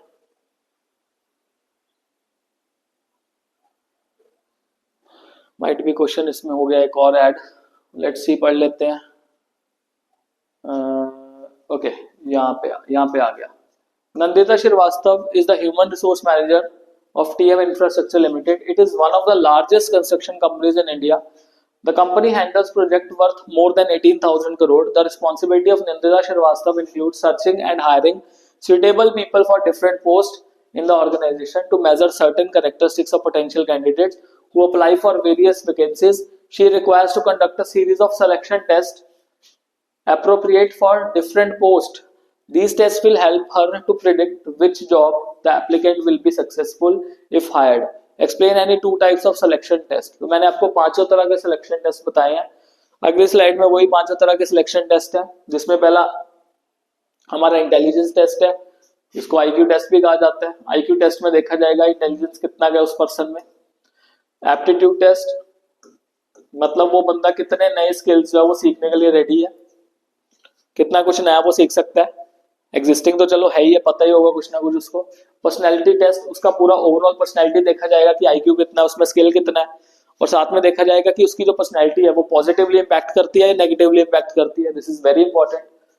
ट्रेड टेस्ट में क्या देखा जाएगा कि ऑलरेडी एग्जिस्टिंग स्किल्स उसके पास कितने हैं, जो कि मैं ऑलरेडी एक्सप्लेन वैसे कर चुका हूँ प्रीवियस क्वेश्चंस में. और इंटरेस्ट टेस्ट का क्या मतलब है? इसका मतलब उस बंदे को किस काम में इंटरेस्ट है. Eight the end of the day interest देखना भी जरूरी है. बंदे का वैसे ही फैमिली प्रेशर की वजह से जॉब पे आ गया, इंटरेस्ट है नहीं उसका उस काम में, तो उसका कोई बेनिफिट नहीं मिलेगा ऑर्गेनाइजेशन को नुकसान होगा बल्कि उसका. Now state 3 benefits of training to the organisation. तो ट्रेनिंग के क्या बेनिफिट है? तो पहली बात तो वेस्टेज ऑफ एफर्ट्स कम होगी, मनी. सिस्टमैटिक लर्निंग है, ट्रेनिंग से स्किल सेट हमारा बढ़ेगा. अगर स्किल सेट बढ़ेगा तो अल्टीमेटली क्या बेनिफिट है उसका बेनिफिट ये है कि आप अपना काम अच्छे ढंग से कर सकते हो. नाउ एम्प्लॉय प्रोडक्टिविटी बढ़ेगी, क्वांटिटी और क्वालिटी के बेसिस पे, जिसपे प्रॉफिट्स ज्यादा होंगे. फ्यूचर मैनेजर्स बन सकते हैं, मतलब इसको कहे ना रिप्लेस करने के लिए जो ऑलरेडी एग्जिस्टिंग मैनेजर्स हैं। एम्प्लॉय का मोरल बढ़ेगा, एब्सेंटिज्म कम होगा, repeated points. Now it helps in obtaining effective response of fast changing economic and technological environment. कर चुके थे ऑलरेडी, रिपीट हो गया फिर से क्वेश्चन ये वाला। नेक्स्ट देखते हैं, Gautam Natarajan is founder of brood beans coffee, a famous chain of 21 outlets in south India selling high quality filter coffee. He is known for his leadership and vision. He believes that human resources are most important assets of an organization. He often quotes, the right people can help you take your business to top the business to top. Wrong people can break. Wrong people खत्म कर सकते हैं your business. This is the reason he considers the function of management that fills the various positions in the organization structure to be the most critical and fundamental to the organization performance. तो कौन सा function जिसको वो बहुत ज्यादा importance देते हैं, तो फंक्शन जो स्टाफिंग है। Identify the function of management that has been emphasised by Gautam Natarajan, it is staffing. State any 4 points of importance of functions. तो आंसर क्या है इसका, स्टाफिंग फंक्शन ऑफ मैनेजमेंट है। तो स्टाफिंग में क्या होता है, discovering and obtaining competent personal for various job, मतलब सही बंदा अलग अलग जॉब्स के लिए जो है वो फाइंड आउट करना। Right person on the right job, तो डेफिनेटली परफॉर्मेंसेस हायर होंगे। ग्रोथ सर्वाइवल होगा और सक्सेशन प्लानिंग होगी, नए मैनेजर्स रिप्लेस कर सकते हैं पुराने मैनेजर्स को with age. Optimum utilisation of human resources होगा, ओवर मैनिंग नहीं करनी, अंडर यूटिलाइजेशन होने से बचाना है। Now it improves job satisfaction and morale of employees, क्योंकि जब उनको काम मिलेगा, उनको अप्रेजल्स मिलेंगे, उनको प्रमोशंस मिलेंगे, तो अल्टीमेटली उनका मोरल्स क्या होगा, बूस्ट होगा फेयर रिवॉर्ड करने से। Next one, staffing ensures optimum utilisation of human resources. Justify the statement by given 2 points. Staffing ensures optimum utilisation of human resources, avoiding overmanning. Avoiding overmanning का क्या मतलब है, ज्यादा बंदे नहीं होने चाहिए जगह पे। ज्यादा बंदे ना गप्पे मारेंगे, रूमर स्प्रेड करेंगे, फालतू का काम करेंगे, तो अंडर यूटिलाइजेशन ऑफ रिसोर्सेज होगा। Now avoid disruption of work. अगर मान लो सपोज हमें पता ही नहीं है कि शॉर्टेज कितनी है, अब शॉर्टेज के बारे में पता है तो काम कभी भी रुकेगा नहीं। अगर शॉर्टेज के बारे में पता ही नहीं है और जो एम्प्लॉई है वो भाग गया, जॉब से चला गया, तो वहां पे गैप क्रिएट हो जाएगा। गैप क्रिएट होगा तो काम क्या हो जाएगा, बंद हो जाएगा। उस काम को क्या करना है हमने, तो स्टाफिंग इसलिए जरूरी है। एक तो ज्यादा लोग नहीं होने चाहिए काम पे, जितने रिक्वायरमेंट है उतने होने चाहिए, और कभी भी ये ध्यान में रखा जाए कि आपको वहां पे शॉर्टेज नहीं करनी अपने काम में। At the end of the day person वहां पे अवेलेबल होना चाहिए काम के लिए। Promotion stops infusion of new blood in the organisation. Yes, however it is still being used as a good source of filling vacancies internally. तो promotion basically क्या है, एक इंटरनल रिक्रूटमेंट का पार्ट हो गया। It motivates employees as promotion at a higher level में lead to chain of promotion eight lower level in the organisation. तो ultimately जो छोटे लेवल पे होगा उसको ही ऊपर लेवल पे लेके जाएंगे। तो प्रमोशन होने से क्या होगा, मोटिवेट होगा एम्प्लॉय। एक टीचर से सब्जेक्ट हेड थे, ऐसे एचओडी से बाद में vice principal and then principal. इस तरह से क्या होता है, चेन जो है वो चलती रहती है। सिलेक्शन प्रोसेस बहुत ही सिंप्लीफाई हो जाता है। क्यों, बिकॉज बंदा पहले ऑलरेडी काम कर रहा था ऑर्गेनाइजेशन में, उसको ऑर्गेनाइजेशन के बारे में पता है, ऑर्गेनाइजेशन को उसके बारे में। कोई भी इंडक्शन ट्रेनिंग ओरिएंटेशन करने की रिक्वायरमेंट नहीं है, बिकॉज ऑलरेडी फेमिलियर है हर चीज से। एडजस्ट होने की रिक्वायरमेंट नहीं है। Adjustment of surplus staff in the departments. अच्छा, इसमें ये पॉइंट बताया गया कि अगर मान लो किसी एरिया में, किसी डिपार्टमेंट में सरप्लस स्टाफ था, तो वो सरप्लस स्टाफ का इजिली एडजस्टमेंट जो है वो किया जा सकता है इस पे। मतलब परचेज वाले में ज्यादा लोग थे, सेल वाले में भर्ती कर दिए। इकोनॉमिकल है, सस्ता बहुत है, ज्यादा पैसे खर्च नहीं होते, बिकॉज इंटरनली बंदा तो पता ही है हमें, ज्यादा कुछ रेगुलर प्रोसेस जो हमें नहीं लेना पड़ता। Name and give the meaning of the process which is career oriented and designed to help the employees in the progress towards maturity and actualization of their potential capabilities. So इसका answer है जी development. Repeated question है, जल्दी से देख लो क्या है। Identify and state the step in the process of staffing which creates a pool of prospective job seekers for vacancies in the organisation. तो staffing का ये प्रोसेस है जी, इसको कहा जाता है रिक्रूटमेंट। रिक्रूटमेंट से हमें पता लग जाएगा कितने लोग हैं वो सर्च कर रहे हैं जॉब के लिए, और ज्यादा से ज्यादा लोगों को इंड्यूस किया जाएगा, ज्यादा से ज्यादा लोगों को कहा जाएगा कि आओ भाई, क्योंकि कंपनी को ना ज्यादा लोग चाहिए, ज्यादा में से वो बेस्ट अल्टरनेटिव ढूंढ लेते हैं अपने लिए। मैक्सिमम लोगों को कहेंगे कि आप अप्लाई करो। Next question, human resource department of Oberoi airline private limited has recently selected 11 pilots. The new pilots have to handle sophisticated equipments. For this, the HR manager wants to design off-the-job training programs which will help them to improve their performances on their jobs. Off-the-job training है, identify and explain the method of training. Answer is vestibule training. Vestibule training जो है उसको एक of the job training method के तौर पे use किया जाएगा। इसमें एम्प्लॉइज जो है वर्क फ्लोर से दूर रह के अपने स्किल सेट को क्या करेंगे, इम्प्रोवाइज करेंगे, और इससे जो एम्प्लॉइज होंगे वो सोफिस्टिकेटेड मशीनरी को और इक्विपमेंट्स को इजीली हैंडल कर पाएंगे। ये भी क्वेश्चन बार बार रिपीट हो चुका है, old wine in a new bottle, बार बार से रिपीटेशन कर रहे हैं। Now the human resource manager of Alpha Limited, a leading air conditioner manufacturer, requires employees for various post. He wanted to opt for a source of recruitment where background of potential candidate is sufficiently known. Okay, references वाला point है. He knew that applicants introduced by present employees or their friends and relatives may prove to be good source of recruitment. तो ये internal sources से recommendation of employees कर रहे हैं, sorry, not internal, ये internal नहीं है, sorry, external ही है ये। External source कैसे है कि जो अपने existing employees हैं उसके कोई फ्रेंड हो गए, उसके रिलेटिव्स हो गए, कि वो अच्छे सोर्स हो सकते हैं।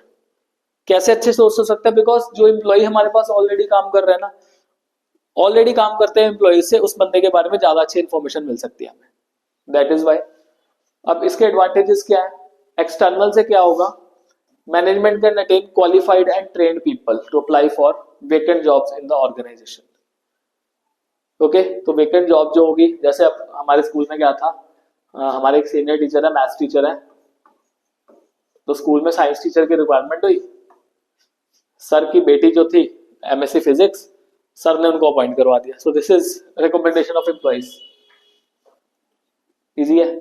Now external source are used, the management has wider choice, क्योंकि अब अगर इंटरनली करते हैं, इंटरनली तो उतने ही लोग अवेलेबल थे, अब एक्सटर्नली किया तो बहुत सारे लोग और भी आए।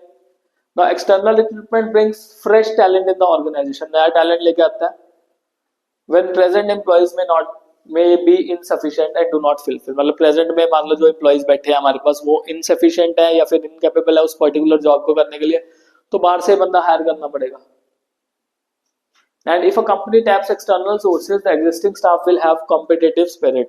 मेरा कंपटीशन आ गया जी नया, मेरे को और ज्यादा काम करना पड़ेगा, because at the end of the day तलवार तो किसी के ऊपर भी लटक सकती है ना। प्राइवेट सेक्टर में तो ये चीज है, अगर आप अच्छा परफॉर्म करते रहोगे अप्रेजल्स मिलते रहेंगे, अगर आपका जो साथ वाला पर्सन है उसने अच्छा परफॉर्म करना शुरू कर दिया, डेफिनेटली अप्रेजल और जो इंसेंटिव्स है उसको मिलेंगे। तो these are the advantages of external sources. Identify and state the step of selection process which helps the human resource manager in eliminating unqualified job seekers on the basis of information supplied in application forms. Preliminary screening है, और next दो steps क्या है, एक तो selection test है और दूसरा क्या है, एम्प्लॉयमेंट इंटरव्यू है। हम ऑलरेडी ये प्रोसेस पढ़ चुके थे। After the outbreak of pandemic कोविड-19, Yash publishing limited is planning to go digital as the teachers and students are now more interested in e content. तो बिजनेस एनवायरनमेंट चेंज हो गया टेक्नोलॉजी की वजह से। After due consultation with the top management, the company decided to publish e books. For the same, they hired a recruitment agency, okay, external source, to tap the right talent for the job. The company also approached a well-established university campus placement in the city of Indore to recruit qualified personnel for various managerial posts. For the post of e-content writers, the company is using Shine.com and Monster.com, that means web publishing. तीन तरह के sources case study में दिए हुए हैं। जब तक हमें सोर्सेज का आइडिया नहीं होगा तब तक हम केस स्टडी का आंसर नहीं दे सकते। अब पहला सोर्स क्या हुआ, recruitment agency, management agency. Okay, now identify and explain the function of management.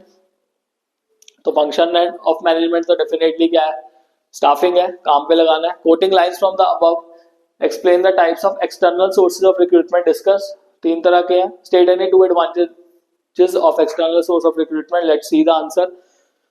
तो पहला क्या हो गया जी, स्टाफिंग, जो आपको ऑलरेडी बताया फंक्शन ऑफ मैनेजमेंट है, जिसमें सही बंदे को सही जगह पे लगाना काम पे। उसके बाद कौन सी दो फॉर्म है, पहला तो हो गया रिक्रूटमेंट एजेंसी, जो कि आपको बताया। अब इसमें क्या होता है रिक्रूटमेंट एजेंसी में, इसमें जॉब प्लेसमेंट एजेंसीज और मैनेजमेंट कंसल्टेंट्स होते हैं। प्लेसमेंट एजेंसीज क्या करते हैं, ऑल ओवर द नेशन काम करते हैं एंड वो डिमांड एंड सप्लाई मैच करते हैं। इनके पास बहुत ज्यादा नंबर में डाटा अवेलेबल होता है, इनके पास बहुत सारे नंबर्स में कैंडिडेट्स होते हैं और ये ऑर्गेनाइजेशन को हेल्प करता है कि कौन सा सुटेबल कैंडिडेट आपके बिजनेस के लिए अच्छा रहेगा, जो डेटा बैंक इन्होंने बनाया होता है। Now approached a well established university, इसका मतलब क्या है, कैंपस रिक्रूटमेंट की बात कर रहे हैं कि कॉलेज में जाके या यूनिवर्सिटी में जाके वहां पे क्या किया जाएगा, अच्छे अच्छे जो क्वालिफाइड बच्चे हैं उनको जॉब्स के लिए उठा लिया जाएगा मतलब जॉब पे रख लिया जाएगा।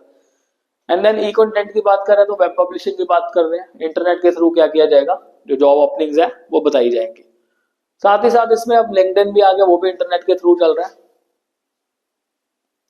एडवांटेजेस क्या है, नए नए क्वालिफाइड पर्सनल लोग जो होंगे वो वेकेंट जॉब के लिए आएंगे, ज्यादा चॉइस मिलेगा। इंटरनल में ज्यादा चॉइस नहीं होगा, लिमिटेड बंदे होंगे, बट इसमें क्या होंगे अनलिमिटेड बंदे, फ्रेश टैलेंट आएगा, फ्रेश ब्लड आएगा और कॉम्पिटिटिव स्पिरिट जो होगी डेवलप होगी। बिकॉज जो ऑलरेडी एग्जिस्टिंग बंदे होंगे वो देखेंगे ना, नया बंदा आ रहा है, नया बंदा नई एनर्जी के साथ आता है, और जब नया बंदा नई एनर्जी के साथ आता है पुराने भी थोड़े से जाग जाते हैं कि भाई ये आ गया, मेरी पोजीशन कहीं खराब ना हो जाए, तो have to work as well.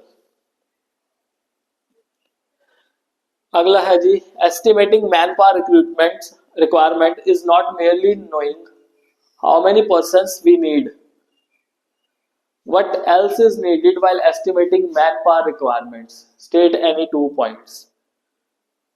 तो इसमें मैन पावर रिक्वायरमेंट में 2 पॉइंट जो हमें पता होने चाहिए कि एक तो type of person and human resource needed, मतलब number of human resource needed, मतलब वर्कलोड एनालिसिस की बात चल रही है, वर्कलोड एनालिसिस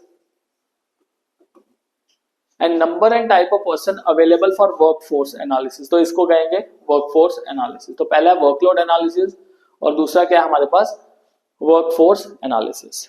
तो वर्कलोड एनालिसिस ये ना, जो पहला जो स्टेप है स्टाफिंग का,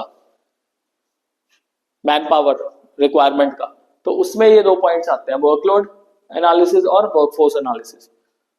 सो एस्टिमेटिंग मैन पावर रिक्वायरमेंट में ये 2 चीजें जो है वो होती हैं। वर्कफोर्स एनालिसिस अभी पढ़ के हटे हैं, इसका मतलब है कितने लोग एक्चुअल में काम कर रहे हैं, ज्यादा है कम है, वो सारा वर्कफोर्स एनालिसिस में आता है। Number and type of human resource available for the performance of various jobs, accomplishment of organisational objective, कितने लोग एक्चुअल में काम कर रहे हैं, वो वर्कफोर्स एनालिसिस का पार्ट बनेगा।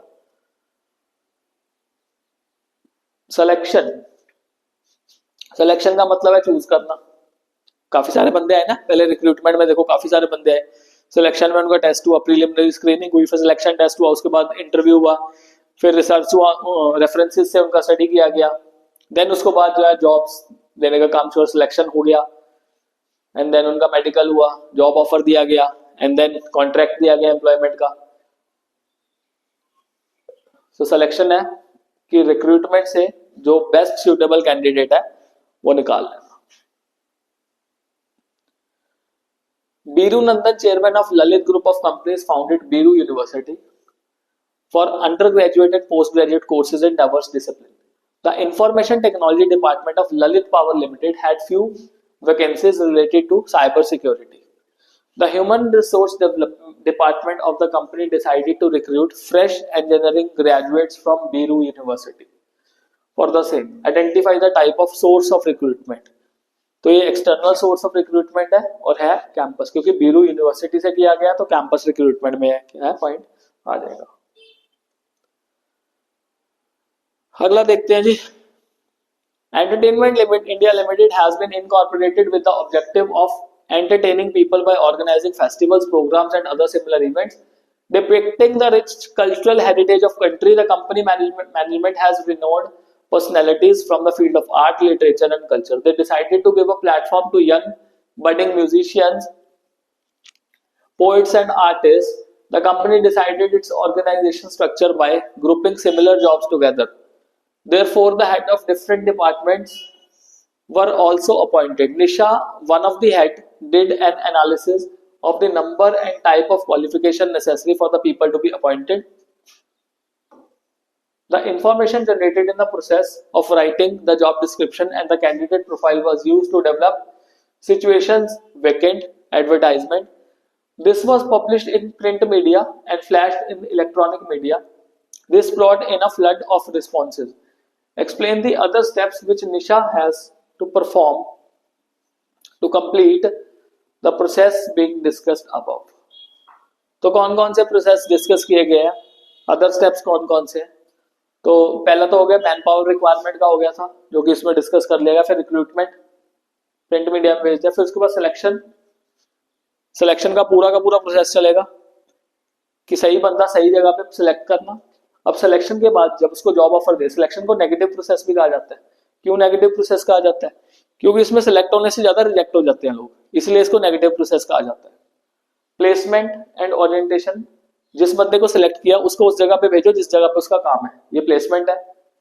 ओरिएंटेशन मतलब इंडक्शन ट्रेनिंग दी जाएगी, बताया जाएगा कि कौन सा काम जो है कंपनी के क्या क्या एरियाज है, कौन कौन से एम्प्लॉयज है कंपनी में, कौन कौन सी जगह पे क्या क्या चीज पड़ी है. उसके बाद ट्रेनिंग एंड डेवलपमेंट, आगे फर्दर डेवलपमेंट के लिए, स्किल सेट को इम्प्रूव करने के लिए, मैनेजरियल एफिशिएंसी को इम्प्रूव करने के लिए ट्रेनिंग भी दी जाएगी. देन परफॉर्मेंस अप्रेजल, उसका जो सेट स्टैंडर्ड है परफॉर्मेंस का, उसको अप्रेजल करने के लिए उसको देखा जाएगा कि जो सेट स्टैंडर्ड किए गए थे, स्टैंडर्ड ऑलरेडी डिस्कस कर दिए जा चुके थे, उसका काम उसने कितने अच्छे से किया है. प्रमोशन एंड करियर प्लानिंग, ये तो है नहीं सिर्फ परफॉर्मेंस अप्रेजल करने के बाद कुछ आगे फर्दर उसकी ग्रोथ एंड डेवलपमेंट के लिए कुछ ना हो, उसके करियर में उसको और हाइट मिले जो एम्प्लॉई है. And then last one is compensation. Compensation का क्या मतलब हुआ? इट मींस कि आप उसको मॉनेटरी या नॉन मॉनेटरी, दो तरह के कंपनसेशन है. डायरेक्ट कंपनसेशन और इनडायरेक्ट कंपनसेशन दे सकते हो, मतलब पैसा देना. कोई भी बंदा अपना टाइम देगा, क्योंकि मैं ऑलरेडी ये जो पॉइंट्स थे हम डिस्कस कर चुके थे, ये कंपनसेशन वाला पॉइंट रह गया था. कंपनसेशन का क्या मतलब है कि मान लो सपोज कोई बंदा अपना टाइम दे रहा है, तो टाइम देने के हिसाब से उसको पैसा भी मिलना चाहिए. दो तरह से मिलता है डायरेक्ट जो बेनिफिट है, डायरेक्ट कंपनसेशन है, या तो वो इतना टाइम दे रहा है जैसे आर्ली वेजेस के हिसाब से पैसा मिलना. दूसरा क्या है कि उसका परफॉर्मेंस कैसा है. और अगर इनडायरेक्ट कंपनसेशन की बात करें, इंश्योरेंस की फैसिलिटी दे दी, सोशल सिक्योरिटी दे दिया, रेंट फ्री हाउस दे दिया, या फिर फूड की फैसिलिटी दे दी, वो सारे क्या है इनडायरेक्ट कंपनसेशन के पॉइंट बनते हैं. ओके, नेक्स्ट देखते हैं.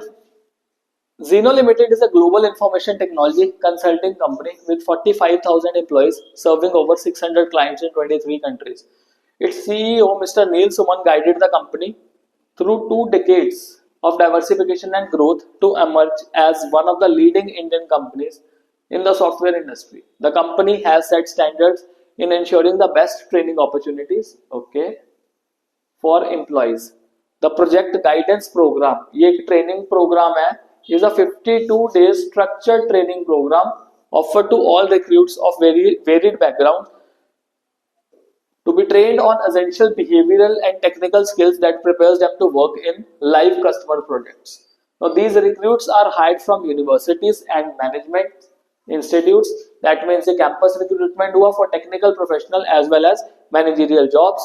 It is to help the new employees in setting down quickly into the job by becoming familiar with the people surrounding the job and the business. That means इसमें induction working और orientation की बात की जा रही है. Now identify and explain the external source of recruitment used by company. Campus placement, explain the method of training used by company to train employees selected by source of recruitment. Identifying part A. तो ये क्या कर रहे हैं, इसमें orientation provide कर रहे हैं. Now state 2 ways in which project readiness program can benefit Zeno Limited. तो इंडक्शन ट्रेनिंग ओरिएंटेशन ही हो गया. और प्रोजेक्ट रेडीनेस प्रोग्राम किस तरह से Zeno Limited को बेनिफिट कर रहा है, तो ट्रेनिंग्स प्रोवाइड कर रहा है वेस्टेज को खत्म करके, now enhance employees productivity both in terms of quantity, and वही सारे ट्रेनिंग वाले पॉइंट आगे। फ्यूचर मैनेजर्स को क्रिएट करना, एम्प्लॉइज का टर्नओवर कम करना, बिकॉज अगर ट्रेन एम्प्लॉय होगा वो सेटल होने की सोचेगा, अनट्रेंड बंदा भागने की सोचता है, एंड उनको इफेक्टिव रिस्पॉन्स मिलेगा फास्ट चेंजिंग एनवायरनमेंट में, जो कि सारे के सारे किसके बेनिफिट्स हैं, ट्रेनिंग के बेनिफिट्स हैं। हम डिटेल में ऑलरेडी इनको क्वेश्चंस को कर चुके हैं, तो क्वेश्चन अलग तरह से बन रहा है, but ultimately at the end of the day अगर आपको क्वेश्चन का ब्रीफ पता लग गया, ओवरव्यू पता लग गया, तो आप उसका आंसर इजीली जो है फाइंड आउट कर सकते हो, बिकॉज वही रिपीटेड पॉइंट्स बार बार क्या है क्वेश्चंस में आते हैं। नेक्स्ट वन देखते हैं। New range is a chain of departmental store in India with 56 outlets. It sells the best product at lowest price. The HR department takes care of to select, train, motivate and retain the employees. Currently, it has 170 full-time employees and 30 part-time employees. For top-level management, employees are recruited through private consultants. Okay. These professional recruiters can entice the need of top executive from other companies by making the right offers. Employees appointed at entry level are recruited through walk-in interview के through. For that, a notice placed on the notice board specifying. तो direct recruitment की बात चल गई इसमें।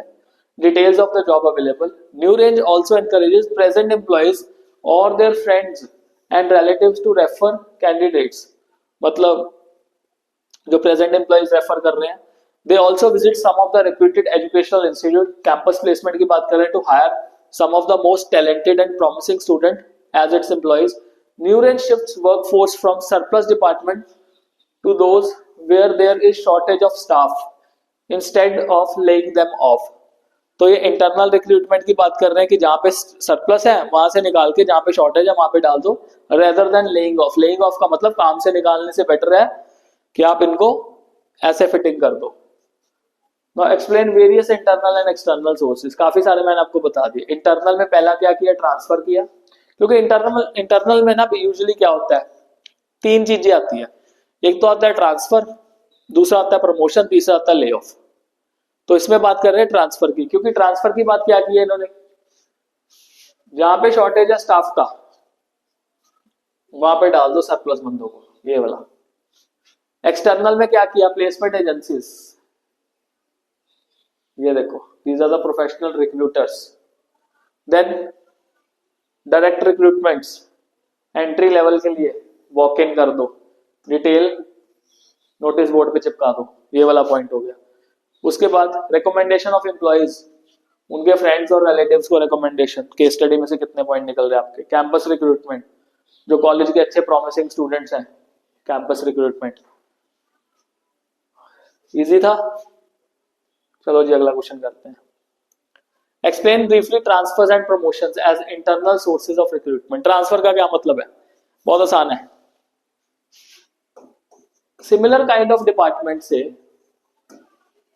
मान लो department A है और डिपार्टमेंट बी है, दोनों सिमिलर तरह के हैं। यहां से क्लर्क को उठाया, यहां पे भेज दिया, तो अपने अब यहां पे जाके काम करना है, तो this is called as transfer.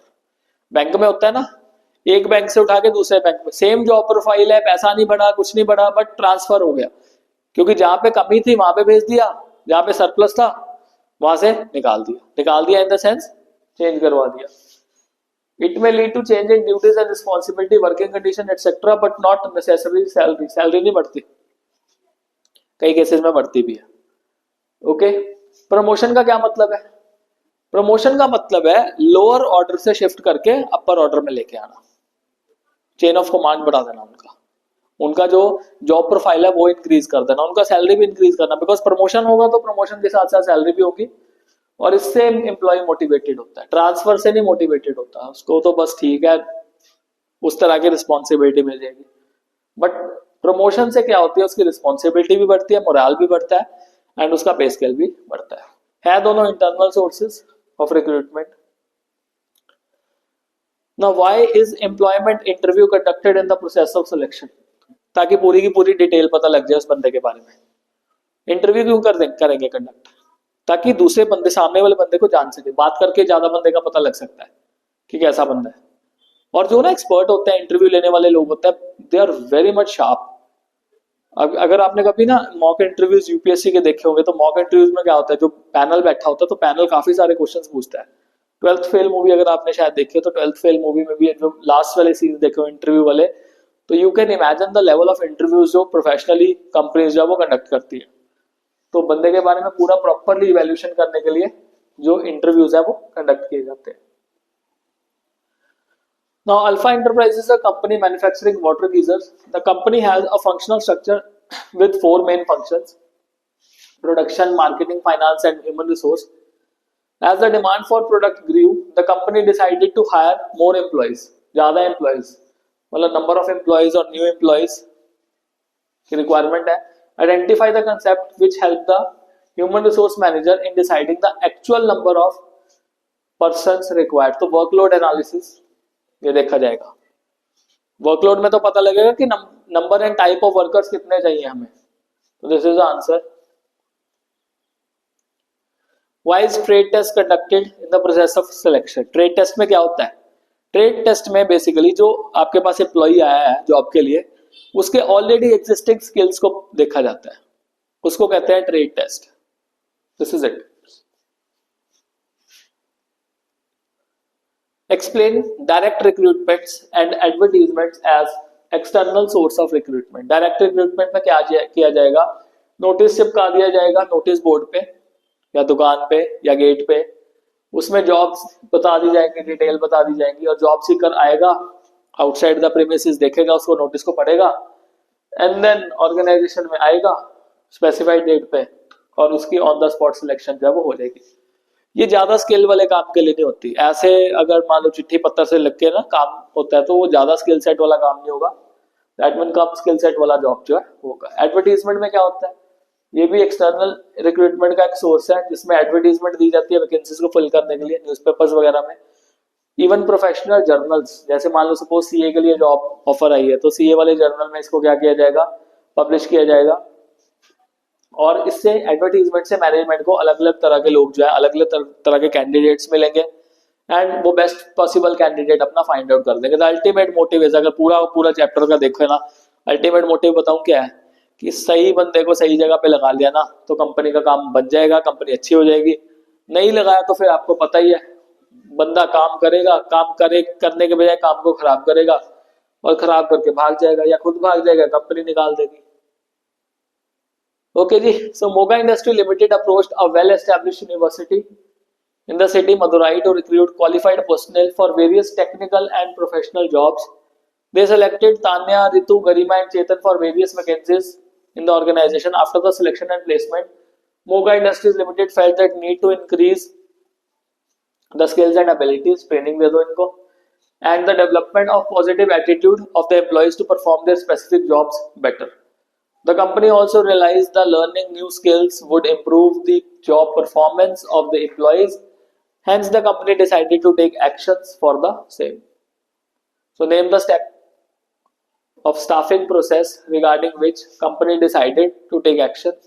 It is training and development. अगर मान लो suppose एग्जामिनी मतलब आप लोगों ने अकेला ट्रेनिंग लिखा है तो आधा नंबर मिलेगा, और अगर ट्रेनिंग एंड डेवलपमेंट मिला है लिखा हुआ है तो आधा प्लस आधा क्या हो जाएगा?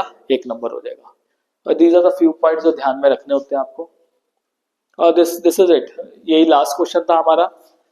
वीडियो काफी लंबा है आई नो, बट एक बात है श्योर है, वीडियो देखने के बाद चैप्टर आपको क्लियर हो जाएगा पूरा का पूरा कि चैप्टर में है क्या, और क्वेश्चन से आप इजिली क्या कर लोगे, इसको रिलेट कर लोगे। होपफुली वीडियो पसंद आया, चैनल को जरूर सब्सक्राइब कर लेना। And till then stay blessed all.